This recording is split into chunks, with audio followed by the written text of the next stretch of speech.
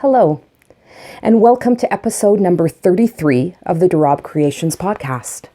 My name's Nicole, and I'm coming to you from Calgary, Alberta, here in Canada, where I live with my husband Barry and my wonderful rescued Rottweiler named Grace. Any returning viewers, welcome back. It's so great to spend some time with you. If this is the first time you've stumbled across my podcast, welcome. I'm glad you decided to give it a shot. This is a crochet mainly podcast where fiber lovers can come together and celebrate their shared love of our crafts and our fibers and support each other and create a sense of community. So welcome. I know I start most episodes with saying, I'm going to try and make it short. I'm not even going to lie to you. This is not going to be a short episode. It's been a little over 2 weeks since I last recorded, and I am in full swing of getting ready for markets.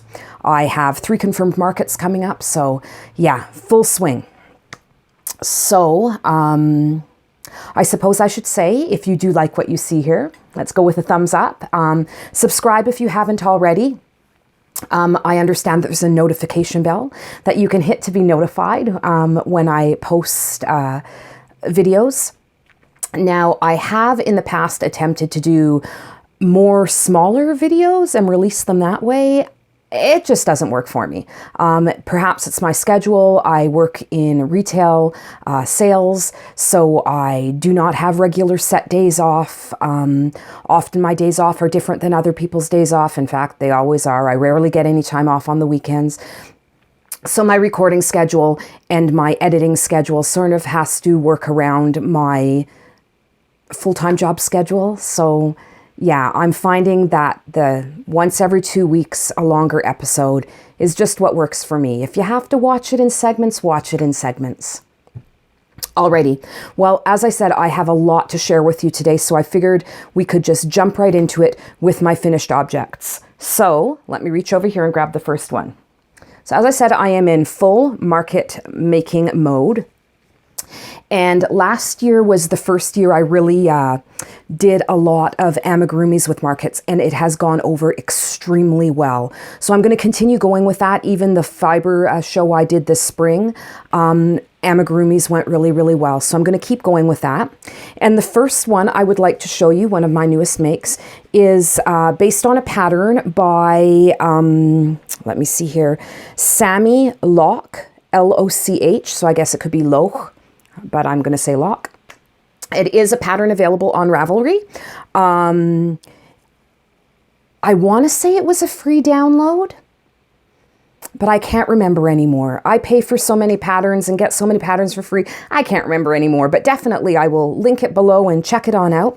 It is the cutest little dragon pattern ever. So it's worked in a typical amigurumi fashion, starting with the nose and moving back through the body. The legs, the ears, the spine, and the wings are created separately and then sewn on. She does have little safety eyes. I really, really enjoyed this one. The most difficult parts, as always, is the sewing together of the amigurumi. Although I'm finding that using long pins, so these are blocking pins that I use for when I'm blocking out pieces. I'm finding if I attach the pieces with these long blocking pins, I can get them in just the right spot and then start sewing them on. So these blocking pins have become my favorite thing for sewing together amigurumi. The other challenge with this one, the wings were a little more difficult than some of the other amigurumis I've done. What it is stitches done with some back loops so that you've got ridges that you can see along the bottom. Well, I hope you can see along the bottom. And then surface stitching along the top of those ridges in a different color to create the interest in the wings. It did create a lot of ends to weave in, but overall, I absolutely love this. The pattern is called Pip the Baby Dragon. And as I said, I will link it below. It is available on Ravelry. I believe it's a free download. All right, moving right along.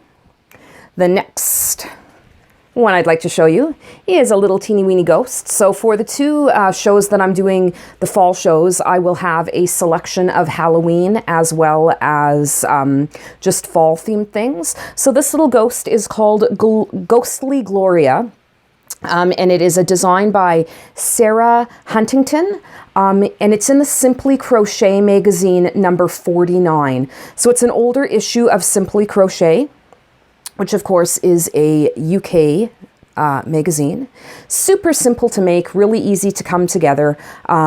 Cute little arms that are attached and a little bit stuffed. Some little safety eyes. I made some of these last year and they went over very well because I can put them at a really low price point, so the kids love these ones. All right, so next is a project that I shared with you while it was being created. And here it is finished. So I will do a little spin around. And I would like to introduce you to YumYum, the monster. This pattern is from a book that I have called Amigurumi Monsters. Again, I will link everything below. And the designer is Den Dennis. He is from the Netherlands. So YumYum actually has a functioning mouth, so you can put things in his mouth, which is kind of cool. His eyeballs are done separately, and then the eyeball hoods are sewn over top. He does not have safety eyes, so they're just sewn on, which makes him perfect for any age. And I love all his little lumps and bumps and warts on the back. Now, YumYum in the book is actually designed in one solid color, and I chose to do a little bit of a fade and bring in the two different colors. And actually his tail and his arms are a third color of purple. So I really just sort of used up bits and pieces from other projects to create YumYum.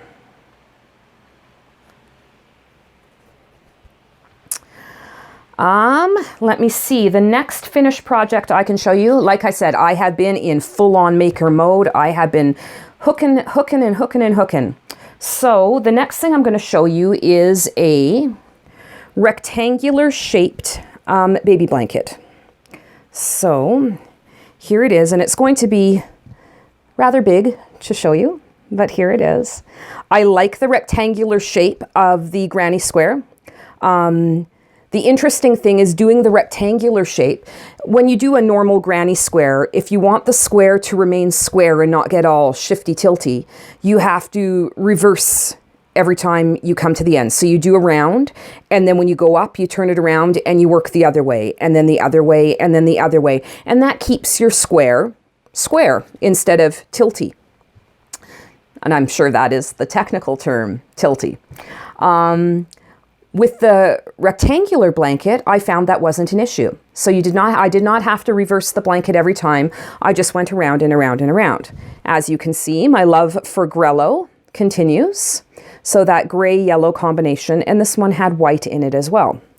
So this was actually a single skein of yarn. I know, it was a huge skein of yarn. And it was a Lion brand. I saved the ball band specifically so I could talk about it. There it is. So it's a Lion brand ice cream big scoop. So it did have, let me see here, 100% acrylic, 1,022 meters or 1,117 yards. So it is a big ball of yarn. I have never used the ice cream yarns by Lion brand, and I have to say, I wasn't a huge fan. As a little mini review, I found the yarn to be extremely splitty. I was not using a hook that was, sometimes when I do amigurumi, I use a much smaller hook than the yarn suggests, and you get yarn splitting. It's just the nature of trying to make the stitches so tight. That was not the case with the blanket. I was using the recommended hook size. I am not a terribly tight crocheter. Now, the yarn seemed to be lightly spun. It wasn't a heavily spun yarn. And I just personally found it very, very splitty. Would I work with it again? Probably not. There was nothing about it that really excited me. Now, don't get me wrong, I love the Grello colorway, and I actually like the way it worked up in the rectangular blanket, with the just letting it come out as it did in its own color pattern. I did no color controlling or anything like that, but ultimately, I'm not sure I would use it again. Nothing about it really stood out to me as being a wow, I really like this yarn.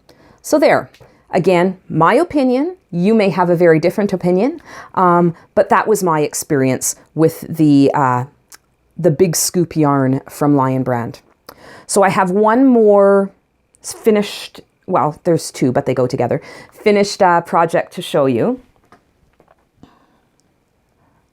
Oh my goodness, and I just saw an end. So it's not quite finished, but we'll call it finished. So this is a pattern that I have just come up with on my own. And again, it is for my markets coming up. And I figured, because I like to do baby products as well, that's kind of where I started. When I started selling my product, it was very much focused on makes for babies. I did a lot of portrait photography at the time and a lot of newborn photography, and I was making props for photography. And that's kind of where the whole Etsy shop started from, was the portrait photography props, and it's just kind of grown from there. So back to my roots a little bit with the baby goods, and I have created a hooded bath towel for newborns. I figured it would be a great alternative to a blanket and hat and booty set that people tend to buy for new arrivals, for new births. This is very practical. It is 100% cotton. Now, this is made of the Bernat Handy Crafter cotton, so it's a bit of a thicker cotton. The color is called Beach Ball Blue, and it's the big Handy Crafter balls, so the very big ones. I really love the colors in it. So there's blues and teals and purples and whites. Now, the pattern I used was just the stitch pattern is just a simple back and forth with a single crochet, double crochet, single crochet, double crochet, single crochet, and that, of course, is in American terms.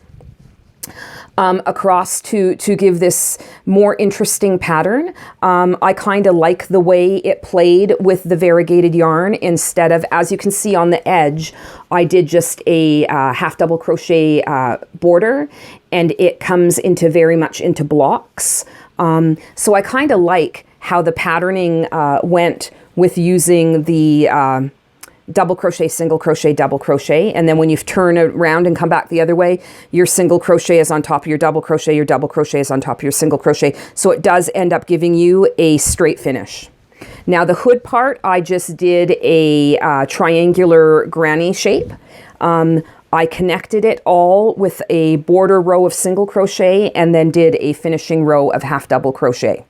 And it is a sufficient size for a little one when they're coming out of the bathtub. So now I thought, well, why don't I do a bundle? So from that same colorway, I have also done a soap saver. So it's basically just a little pouch with a drawstring. Put the soap in there and you can use it to wash with. And I figured if I did it in the same colors, I could do it as a bundle. There is a third piece that's coming into this bundle as well, and I'll show you that to you in works in progress. So the stitch that I used on this is just a single crochet in the back loop, and it gives it this nice flat finish to the front. Now you could do it opposite and have it front loop only, which would give you a more of a scrubbing surface to it, which might be nice for an adult, but I figured because I was building a baby bundle that having it be smoother would be more appropriate. Alrighty, well, that's it for finished objects. I know it was a lot. I am in full-on maker mode. There were also a few dishcloths, but I showed you just dishcloths last week, so we won't go there. Dishcloths are my take-along, so everywhere I go, I've got a dishcloth with me that I'm hooking up. So yeah, that's it for my finished objects. And if you give me a moment, I will be right back to share with you some projects that are on the go right now. All right, I'm back.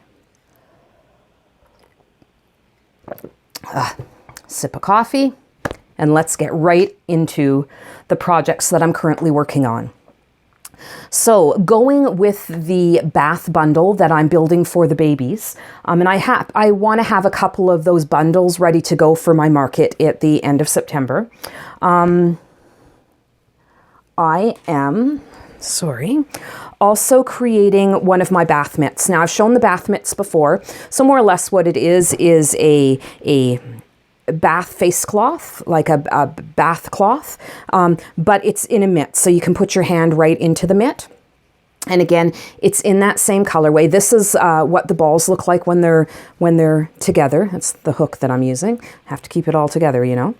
And this is the beginning of the bath mitt. So the bath mitts end up being about that big, however much that measures to. I don't count. I just go until it's the right size. And then there's a little hook for hanging so that they can dry. This is what the yarn looks like when you are just going around and around in a half double crochet, which is what I'm doing here. So much more blocky in its color than in the bath sheet or the bath towel that I did. So very interesting how the yarn reacts to different stitches. So that is the continuation of the bath bundle. What else can I show you? That is the next one. So, the Crochet Crowd, Mikey on the Crochet Crowd. I've been watching Crochet Crowd for years and years and years, and they release some amazing patterns. They also have been doing crochet alongs. So I have gotten involved in the most recent crochet along. So far we have had 2 weeks worth of lessons that come out because it's summer school, you know. And here is what I've got so far. So it is a mandala type of a blanket and is called Study of Planet Earth. And as I said, this is 2 weeks worth of clues. It is very, it is very patterned or textured. It's got raised stitches. We've gone from a circle into a hexagon now. And the pattern pieces are released, or the pattern sections, I guess, are released once a week on Mondays. So I will be able to show you the progress of this as it continues. But so far I am quite liking it. I think it's quite an interesting make, and hopefully it will be, well, it should be ready by the time I do my markets, because I'd like to take this as a eye-catching feature piece. Often these big, fairly expensive pieces don't sell well at markets, but they really are eye-catching. So it really pulls people into the booth when they see something that's very, very intricate and very special. So the yarn that I'm making this out of is actually Caron Big Cakes, and it is in the honey glazed colorway. Now I know that on the video tutorial, Mikey is using the pops, Bernat pops, I can't remember, whoever does the pops, and is using, it called for 10 balls of yarn. I've gone with 5 of the Caron Big Cakes, and that should be, I mean, yardage, it is more than enough. Now there were people who were a little concerned with the cost of 10 balls of the smaller cakes or the 5 big ones. I apologize if you can hear the beeping of a truck backing up. It is much too hot to sit here without the window open because I can't have the fans going and record at the same time. So we're going to have some ambient noises. We'll just have to deal. But anyway, back to the yarn. So Caron Big Cakes, people were a little concerned with the potential cost of the project. In all things, you can substitute and use whatever yarn you want. The reason why I went with these Caron Big Cakes, first of all, Grello. I know, what is it with me and Grello right now? I just love the yellows and the grays together. So this really spoke to me actually from a color perspective, but I so lucked out with these. I went into my Michael's store to get some more fiber fill for my amigurumis, and I came across these. They were priced at $3.47 a ball. So for $16, $17, I have enough to build this great big blanket. So I can understand where 10 balls of a, in Canada, $10 a ball yarn, that's a pretty expensive blanket. You're paying $100. Now, sometimes when I'm making my garments out of the hand-dyed merinos and stuff, I am spending that much, but I agree. It does make it not for everyone. But there are many people who have decided to just go with solid colors of a 4-weight yarn, and they're just changing colors whenever they want to. So you've always got the option of changing the yarns up. You do not need to use the yarns that designers call for in their patterns. Now, there are some trade-offs. You may end up with your finished project being slightly bigger or slightly smaller than what the pattern says it's going to be. It may have more drape or less drape.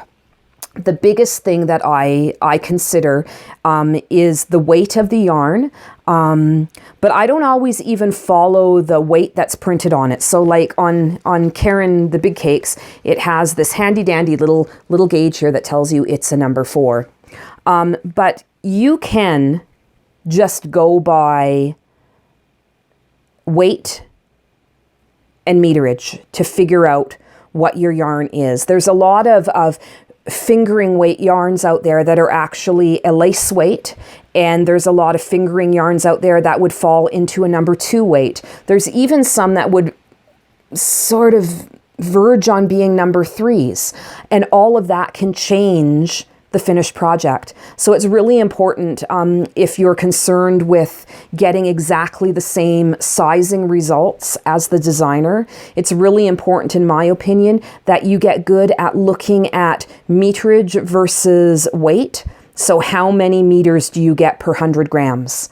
And compare that. That way you're comparing apples to apples and not apples to oranges. The number 4 weight, I have seen so many different yarns that seem to be different sizes that are all considered number 4. So to me, it's more important to be making sure that you have the same. If you wanted exactly what the designer has, it needs to be the same weight to length measurements. And then you'll get something almost identical, even if you're using a different brand of yarn. There, my public service announcement for the day. All right, so moving right along. So that was the Study of Planet Earth blanket by the Crochet Crowd. The pattern is a free pattern, and the crochet along is free as well. So you can go to the Crochet Crowd, you can click on the links, you can download the pattern from Yarnspirations, and it's completely free. Or you can just follow along every Monday with the pattern tutorial as it's released. So either way works, and really good if you are not a great pattern reader. If you prefer to work from tutorials, the option is there. So the last thing I'd like to show you today as a work in progress is a design that I'm coming up with on my own. If you follow me on Instagram, which I know some of you do, you have already seen this, but I thought I would share it and talk about it a little bit here on the podcast. So here it is. Now, the yarn I'm using for this first part of the project is a Sheep Happens yarn, and it is a Merino DK in the color ochre. It is fabulously soft. Leah from Sheep Happens actually contributed some prizes to last year's Halloween make-along that I did. She is a amazing hand dyer out of the US, I believe she's in Arizona. Let me check here. Yes, Arizona. I was right. Yes, so she's a hand dyer out of Arizona. Now, I know in her shop right now, last time I checked anyway, there was no yarn. She does have some beautiful beautiful likey crochet hooks, and I believe knitting needles as well. She has been having a few health issues, and she's finding it difficult to dye yarn. Leah, I know you watch. Hi. I hope you're feeling better. But yes, if you can support her even in the purchase of some crochet hooks, I know she would appreciate it. She is a wonderful person, and yeah, I can relate to the arthritis issue. Yeah, it's not fun. It's not fun. But when she does dye, her dyeing is amazing. So keep an eye on her shop. I'm going to show you some acquisitions that include something from her shop as well. But anyway, so my newest pattern I am designing is going to be a wrap. So not necessarily a typical shawl shape, more of a fat scarf. And the whole idea is that it's to wrap around your shoulders. So quite a traditional design in shape, but yeah.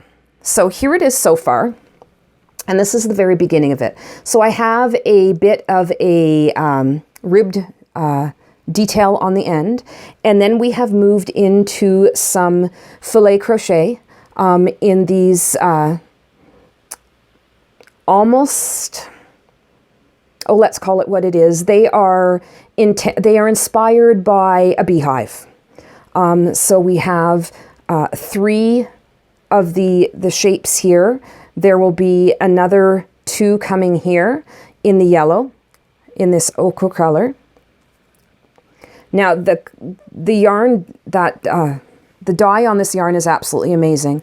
It is very tonal, so it has lighter yellows into darker orangey yellows. It's just got such depth of color. It is absolutely stunning. She has done such an amazing job. So I have 2 skeins of this, and they are going to be the 2 ends of the wrap in sort of that beehive pattern. The center section of the wrap is going to be in a different color that I'll show you in a moment in my acquisitions section. And it is going to have a completely different pattern in the middle. I don't want to share with you what it is yet. I want it to be a surprise, but it has a different pattern in the middle. I'm really having fun with this. I have not designed for release a shawl or a wrap or anything like that before, so it's a learn as I go. Sometimes it's, you know, for every row you see hooked up here, it's been ripped out 6 or 7 times. And I do have to say that the yarn base that Leah is using in her yarns is fantastic, because it is allowing me to rip back and rehook and rip back and rehook and rip back and rehook without any degradation in yarn quality. So amazing, amazing yarn. If you can get a hold of some, I definitely suggest you do.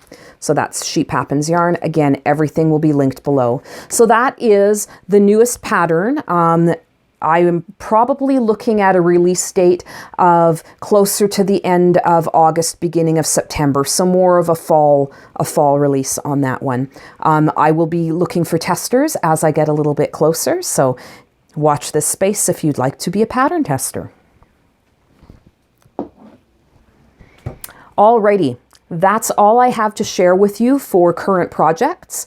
And once again, if you give me a few moments, I'll be right back and we can talk about the things that I have acquired. There have been a few. All right. So, getting into some acquisitions. So first off, I entered into Crystal at Crystal Crochet and Stuff. I entered her bag along that she was running, and I won one of the prizes. I was pretty excited. So I have the prize that she sent me. I have already taken it out of packaging because I can't wait. I had to open it and get all excited about it. So, but I do have it here to show you. So give me 1 minute. I'm just going to go grab it.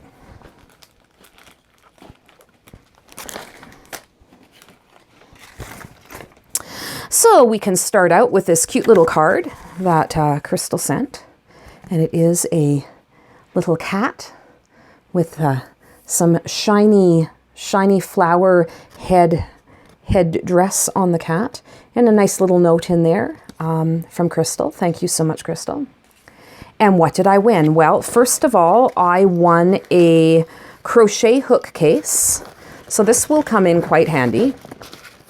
It is a zipper pouch for storing crochet hooks. Nice for taking along projects on holidays and whatnot. So that will come in handy. Along with that, I also won some really cute llama inspired Post-it notes. Now, I use Post-it notes a lot for when I am going through magazines or going in books and, you know, putting little markers on projects that I'm interested in. Although I always am constantly looking through the books because I can never remember which ones they're in, but at least the little flags show me which pages to go check out. So some cute little sticky notes that I can now start using because I've shown you. And matching that is a little clipboard with a little pad of paper that says no problema on it. And again, sort of goes with that llama theme. Very cute. And it is a magnet, so I can magnet on to the fridge if I wanted to. And she did also send along 2 skeins of the Caron Pantone bamboo yarn in a very pretty colorway. So as you might be able to see around me, I have been collecting a number of different colorways of the Caron Pantone yarns, and I will be hooking up some creations with them, hopefully, for my markets that are coming up. So I have, let me see, 1, 2, 3, 4, 5, 6 different colorways now, and I have 2 bundles of each colorway. So that should be enough to do up a little baby-sized cardigan or something like that. So I'll have to see what I'm going to do now with all of these Caron Pantone bundles that I have. So I would like to say a big thank you to Crystal for running the crochet along, or the make along, the bag along. It was a lot of fun participating. And yeah, I'm definitely going to be using everything that I won. So thank you so much. All right, so let's move on to the next thing to show you, and it was a purchase from Sheep Happens. I talked about it briefly in the last section. And I ordered 4 skeins of yarn from Leah at Sheep Happens. So first off, I will show you this one.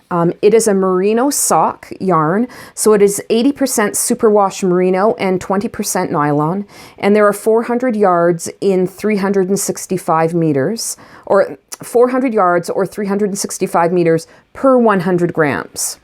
So I have really been getting into what I'm calling dark and moody colors. Maybe it's because I'm a dark and moody person. I don't know.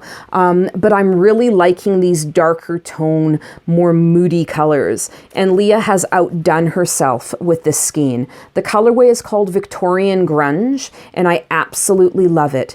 It does seem to have quite an orange base to it, but it's orange and purples and reds, and it is just gorgeous. And again, she achieves amazing depth of color with her yarns. So I am really looking forward to that one.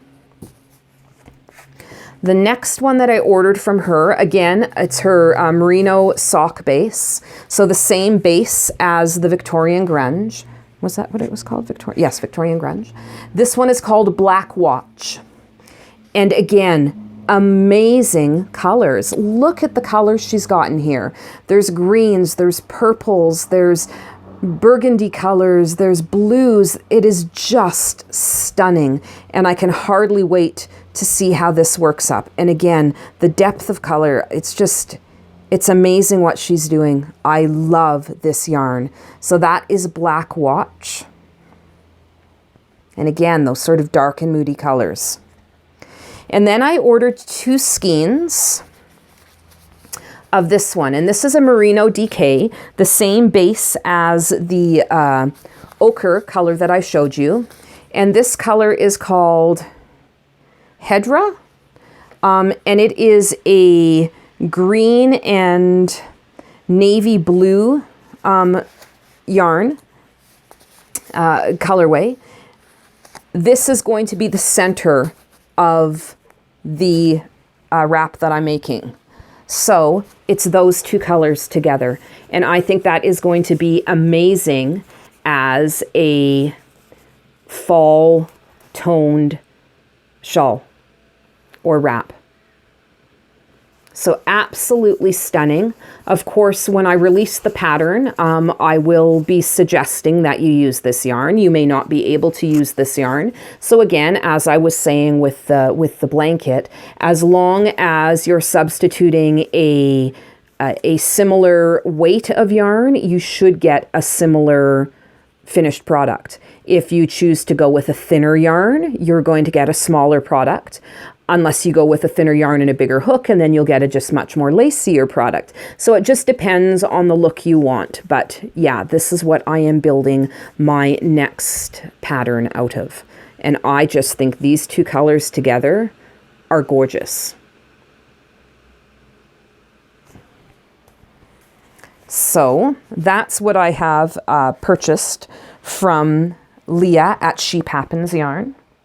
And the last acquisition I'd like to share with you today, actually came from Yarnspirations. I have never ordered from Yarnspirations before. In fact, I've never ordered from big yarn companies before. All of my online ordering is always to support small independent dyers. But they got me with their email. I'm one of those people. I get everybody sending me emails, and then sometimes the temptation is just too much to resist. They were having a up to 70% off clearance of certain yarns. So I went on to check it out, and there was a few that were definitely worth my while. So let me pull them out for you. First of all, I got 6 balls of this Bernat Handicrafter cotton. Now this is the cotton that I use all the time. Not everybody loves it. Hi, Debbie at the Canadian Crocheter. I know it's not your favorite. The colorway is called Mushroom Twist. So it's this sort of a beigey brown and white twisted cotton. I really, really like these colors. I like the neutrals of them. And I got these for 97 cents a piece. In my local Michael's, they're $1.99. So it was less than half price.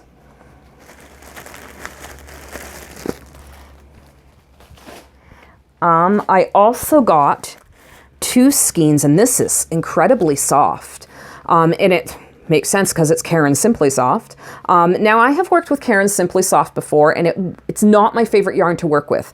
I find it really, really slippery, to the point of being too slippery, so that your ends, I find anyway, my ends constantly work their way out of projects, even though they're sewn in. And I find that incredibly frustrating, especially if I'm giving gifts to people and then the ends are always coming out. But I couldn't resist this because of the sparkle. I hope you can see that sparkle on camera because it is absolutely amazing. It's not a single color stellina, which a lot of the sparkle bases are. This is a multicolored stellina. So it has pink, gold, silver, and blue in its sparkle. And I think it's just so cute. Now, I have no idea what I'm going to make with these. I only got 2 balls, so there's less than 200 grams here. I have no idea. I often buy yarn without a project in mind. More often than not, I find projects and yarns separately and then wait until I find the perfect match. So I'm not sure what this is going to become, although I don't know. Maybe something with amigurumi, maybe a cowl, maybe a hat. I don't know. I really don't know. Stay tuned. It'll become something someday. I just couldn't resist the purple and the sparkles together. It was me. And finally, from that online yarn purchase, I purchased 4 of these bad boys. So I never even saw these in my store, in my local store. So I don't know if they ever carried them in Michael's stores or not. But it is a Bernat maker, and it's called Outdoor Stripes. It is fade resistant. So it is definitely made to create things for outside. Says it's number 5 bulky.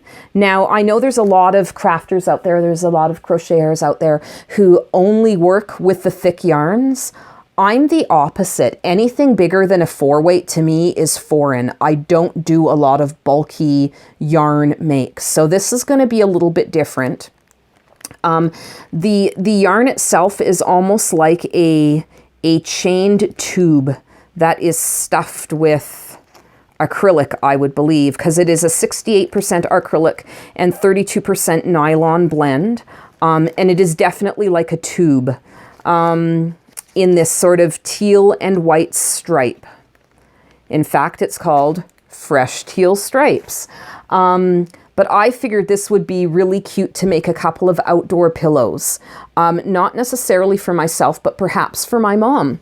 It is her birthday in August, so I might make her a couple of pillows for her patio, her balcony at her apartment. So I might make a couple of pillows for my mom for outside. I'm really curious to see, it does say it's fade resistant. I'd like to see how fade resistant it is. Last year I did create a couple of mason jar crocheted covers for outside that, you know, I could use as flower vases or as tea light holders. And within a week, the color was gone out of them. They still look pretty. They're all white now instead of shades of blue. But the color was gone within a week. The sun bleached it right out. So I'm curious to see how fade resistant these truly are. I will get back to you with my findings.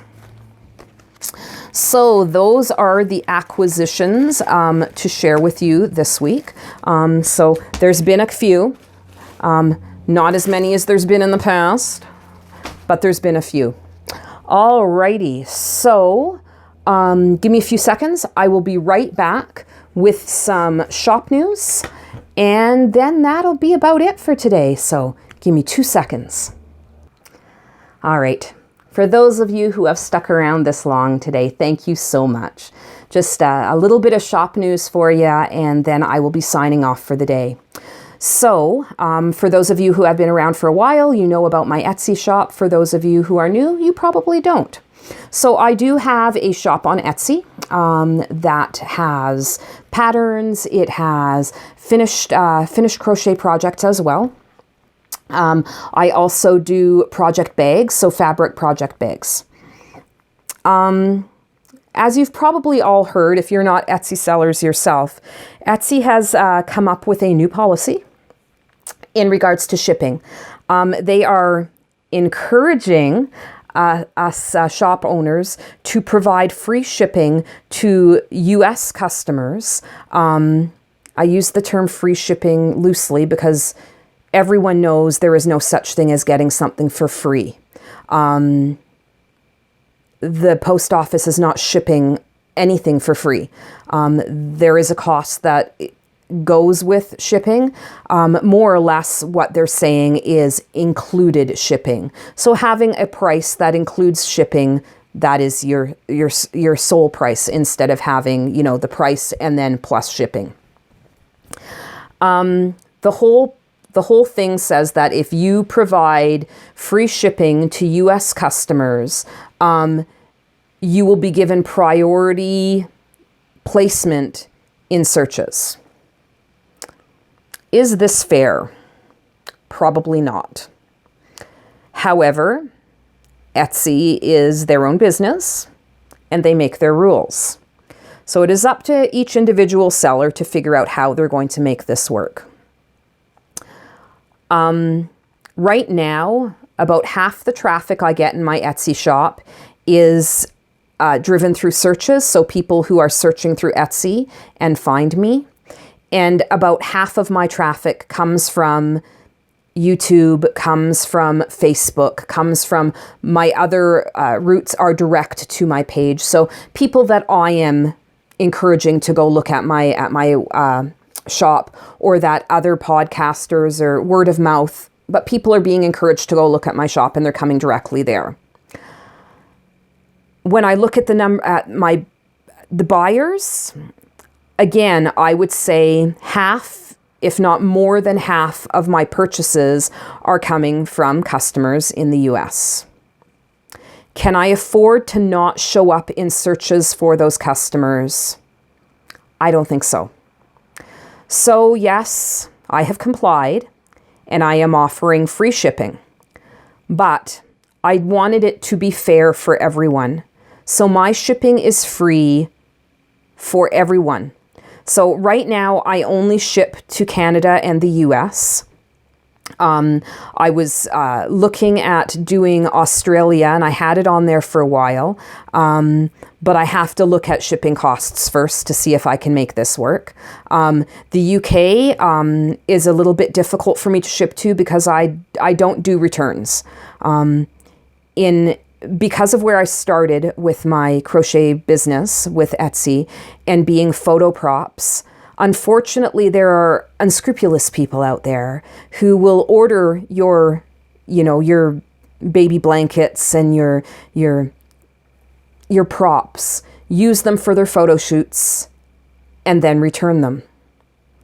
And unfortunately, it only takes being burnt a couple of times for you to realize that this is silly. I can't offer returns. So I do not offer returns in my shop. I offer a 24-hour buyer's remorse cancellation policy. So within 24 hours, other than on the PDF downloads because they're instantaneous, but on any of the product within 24 hours, if you have buyer's remorse and want to do a return or do a stop, you can do a cancellation within 24 hours. And of course, if there's ever any problem with a product that I send out, I would be open for discussions and potentially, yes, doing a return. But I can't have returns in a normal situation because I was just getting taken advantage of. And it's unfortunate, but it does happen. So that's, long story short, why I don't ship to the UK, because to ship to the UK, you legally have to allow for returns. The problem with returns and included shipping is you're going to get really burned on your returns. If you're paying the shipping out of your own pocket, or you've rolled the shipping costs into the price of the product, when that product gets shipped back to you as a return, you have to return their shipping as well. So now you're out shipping, not just having footed it yourself. So it gets a little complicated with the returns. So how did I make it fair to everyone? So my shop prices look like they have increased, and that's because they have. I have raised the prices in my shop a little bit to help compensate for some of the included shipping, but my shipping is free to any purchases in the US or Canada, regardless of the cost of the purchase. So if you're ordering something for $20, it'll still be free shipping. If you're ordering something for $100, it's free shipping. In some situations, I'm going to lose money, without a doubt. In some situations, I may make a little bit more of a profit, without a doubt. Shipping costs are very variable. In Canada alone, I can ship one of my on-the-go bags, so the small bags, I can ship it to a place within Alberta, so within my province, for about $3. That same bag shipped to Ontario costs closer to $8. My bigger bags within sort of the western provinces, I'm looking at about $10. To ship to Ontario or to the Maritimes, $29. Yeah, it's crazy. So the shipping costs are so variable within, or not 29, I'm sorry, it was closer to 20. But anyway, the shipping costs are so variable even within Canada, let alone to the US. To try and come up with $1 amount to add to product to that would cover shipping, you're either going to be way overcharging the people who are close to you or way undercharging the people who are far away. So I've kind of just gone with a average shipping cost. Is it the best case scenario? It's the best I could come up with. So if you're somebody who has purchased from my shop before and goes, wow, she raised her prices. I did, but there's no more shipping costs. Shipping costs are gone. I have eliminated all shipping costs within my shop. I know that not everybody is choosing to go that way and that there's petitions out there and everything else. I'm a little seller on Etsy. I don't have a lot of power on Etsy. I don't do a huge amount of sales on Etsy. I just need them as a platform. So honestly, I'm willing to comply in order to continue to have my couple of sales a month. Now, speaking of places where you can find me, I also have my patterns available on Ravelry. So Ravelry has my patterns, Etsy has the patterns, and it's the same cost on both because they're instant downloads. There is no shipping involved, so don't have to worry about that. It's the same cost on both platforms. Now, I know when I talked to you last time, I was talking about considering to do my own webpage and drop the Etsy shop and drop the Ravelry shop. After talking to a few people, Leah is one of them, they talked me off the ledge a little bit, if only because one day, when I am a big famous crochet designer and I can drive thousands of people to my webpage, it would make sense. But until then, and I should know this, I work in retail sales. I work in business. I'm a manager in retail sales. I knew this, but it took somebody else to point it out. Until I get to that point where I have a big enough draw just on my own, I need to be on as many platforms as possible to get my product out there. So that's what I'm going with. I do have a couple of weeks of holidays coming up here in a couple of weeks. And I plan to look into starting to build that web page. And I will be running it in tandem with the Etsy shop and in tandem with the Ravelry shop, as opposed to being just on its own. One day, maybe, but not yet. If you are local and you are looking to potentially buy some of my products, please send me a direct message either through Facebook or through Ravelry or through Etsy, any of the platforms, and we can work something out that will eliminate shipping locally within Calgary. So we can still work on those things. It would just be a sale off the Etsy platform. If you're looking to buy in person, I do have a couple of markets coming up, as I spoke to you about. So the first market I have coming up is September 29th, so it's still a ways away, but it's the Tri-Woods Fall Market at the Tri-Woods Community Centre here in Calgary. So if you're around and you're interested, mark that date on your calendar. It's going to be a good one. I actually have a double table, so I've got 12 feet worth of table space. I am also a confirmed vendor at the Strathmore Fall Market. So that's in Strathmore, Alberta on October the 5th, and at the Strathmore Christmas Market on November the 30th. I am still hoping to get into one more Christmas market, if not more. I've really decided to focus a lot on in-person sales at markets, as opposed to trying to build too much through Etsy right now with the instability of Etsy and its new shipping, pricing, search engine, all that stuff that they got going on Etsy. All right. I think that's it. I think that's all I have to share with you today. I should be back in another week or two with some more frantic market makes that I will be able to share with you. And yeah, until next time, please take care of yourself. please, please be kind to each other. Raise each other up. Come together as a community, because that's where our strength lies. Our strength lies in banding together, in rejecting hate, in being a loving community that focuses on our love for the fiber arts. Peace and love.